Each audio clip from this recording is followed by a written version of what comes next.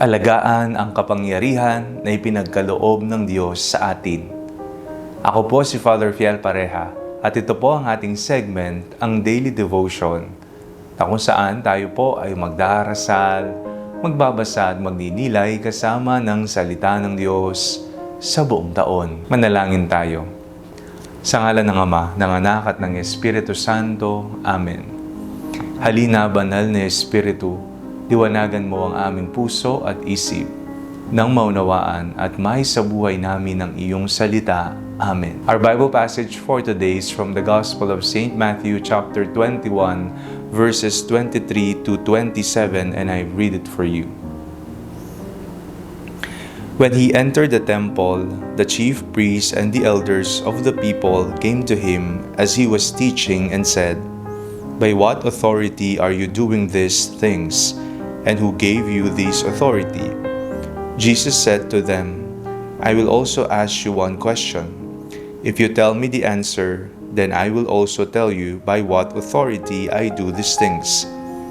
Did the baptism of John come from heaven, or was it of human origin?" And they argued with one another, "If we say from heaven, he will say to us, 'Why then did you not believe him?'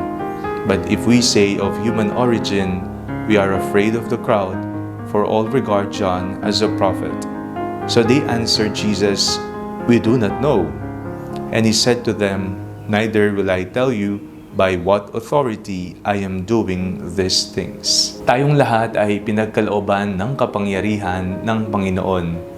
Hindi mga superpowers na ginagawa kagaya ng ating mga tagapagligtas na heroes na napapanood gaya ni Batman, Superman, Darna o kung sino pa man. Ngunit isang kapangyarihan na nagkakaloob sa atin na isakatuparan ang misyon ng Diyos dito sa mundo. Kung ikaw ay isang ina o kaya ama, isang magulang, ang kapangyarihan mo ay pangalagaan ng iyong pamilya. Palakin sila ng tama, ituro ang pananampalataya, ituro ang kagandahang asal, pagmamahal, at pakikipagkapwa. Kung ikaw naman ay may kapangyarihan sa isang korporasyon, kumpanya o sa trabaho, nagkaroon ka ng posisyon, gamitin ang posisyon para paglingkuran ang nakararami upang ang Ebanghelyo ni Kristo ay maidala sa loob ng inyong pook trabahuan. Kung ikaw naman ay isang leader sa gobyerno o sa simbahan o kung saan paman, katulad ni Jesus, ikaw ay nariyan hindi para pagsilbihan, bagkus ang iyong kapangyarihan ay nakaangkla sa kababaang loob at paglilingkod sa kapwa. Yan ang mga kapangyarihan na ipinagkaloob sa atin ng Diyos. Sa ating pong binasang Ebanghelyo, kinwi-question ng mga matatanda ng bayan, saan galing ang iyong kapangyarihan? Sino ang nagkaloob sa iyo nito? Ngunit matalino ang ating Panginoong Hesus. Bago niya sinagot ang kanilang katanungan, nagtanong siya, ang bautismo ba ni Juan ay galing sa langit o human origin? Naguluhan sila.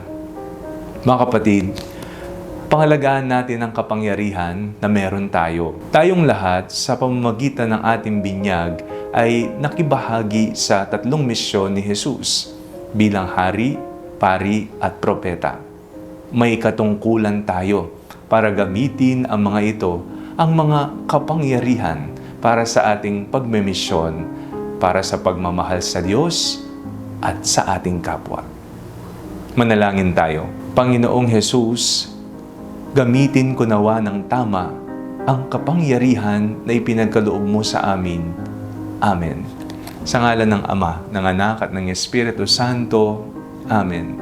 Huwag po ninyong kalimutang i-like ang video ito, mag-comment po kayo and share it with your family and friends. Ang Panalangin Bago Matulog ay may sariling Facebook page na po. Huwag niyo pong kakalimutang mag-like at mag-follow dito, and don't forget to subscribe to our YouTube channel. I-click niyo lamang po ang link na nasa comment section ng video ito o kaya naman po just search Father Fiel Pareha. At kung nais niyo pong maging updated sa ating pagpapahayag, you can join our broadcast channel dito po sa ating Facebook page. God bless you po.